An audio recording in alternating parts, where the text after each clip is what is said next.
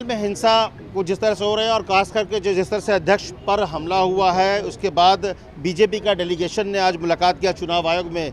अब बात करने के लिए सुमन दास जी हैं हमारे साथ, बीजेपी सांसद भी हैं। क्या क्या बातें आप लोगों ने रखी चुनाव आयोग के सामने में? देखिए, पहले तो हम लोग जो बात किया है, हम लोग इलेक्शन कमीशन को दृष्टि आकर्षण किया था कि आज जो हिंसा का राजनीति जो चल रहा है, 132 भारतीय जनता पार्टी का कार्यकर्ता को हत्या किया है, खून किया है।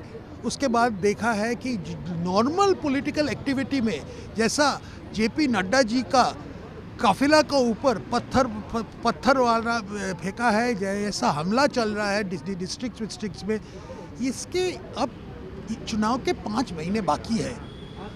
इस टाइम पे अगर ऐसा माहौल हो तो आपको अब देखिए, जब इलेक्शन होगा, इलेक्शन का टाइम होगा, तो भय में लोग तो घर से निकलेगा नहीं। तो इसी कारण में हम लोग बोला कि आपको पास पावर है रिप्रेजेंटेशन ऑफ पीपल्स एक्ट में, कि सेक्शन 15 ऑफ आरपीए में आपको पावर है कि मॉडल कोड ऑफ कॉन्डक्ट 6 महीने पहले, चुनाव के 6 महीने पहले आप लागू कर सकते हैं। आप ये पावर यूज कीजिए। आपने पैरामिलिट्री फोर्सेस के डेवलपमेंट की बात भी की। पैरामिलिट्री फोर्सेस तो इसमें इसको साथ ही तो है ना। एक बार जब पूरा मॉडल कोड ऑफ कॉन्डक्ट, तब तो पैरामिलिट्री फोर्सेस का डिप्लॉयमेंट किए सब। चुनाव आयोग हम लोग बोला कि अब लोग पैरामिलिट्री फोर्सेस के बारे में कि already they are in discussion home ministry को साथ कैसे कैसे डिप्लॉयमेंट होगा।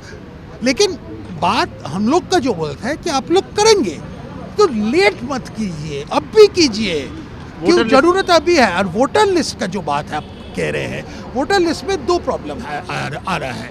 एक है कि जो डेड वोटर, जो जिसका देहांत हो गया है या जो घर शिफ्ट कर गया है, उनका डिलीशन में यहाँ का लोकल स्टाफ बहुत प्रॉब्लम्स क्रिएट कर रहा है, क्योंकि एक पूल ऑफ बोगस वोटर्स यहाँ तैयार हो रहे हैं।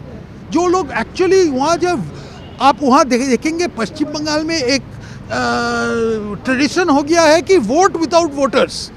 वो जो समस्या है ये इससे ही होता है। अच्छा, फाइनली हम लोग जो बोल रहा है कि बॉर्डर डिस्ट्रिक्ट्स में बहुत जितना संख्या न्यू वोटर्स एनरोल होता है, उससे ज़्यादा परिमाण में लोग न्यू वोटर्स एनरोल हो रहा है। हम लोग का प्रश्न है, ये सब भारतीय नागरिक है या दूसरा कोई पड़ोसी देश का है, या बांग्लादेश का है या म्यांमार का है? ये प्रश्न हम लोग रखा है। तो रोहिंग्या वाले लोग आप म्यांमार से तो रोहिंग्या लोग आते हैं। तो चुनाव आयोग ने बोला कि ऑडिट करेंगे।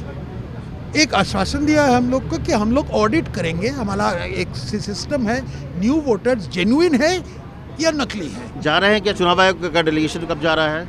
17 तारीख को deputy election commissioner Sudeep Jain जा रहा है उनके टीम में।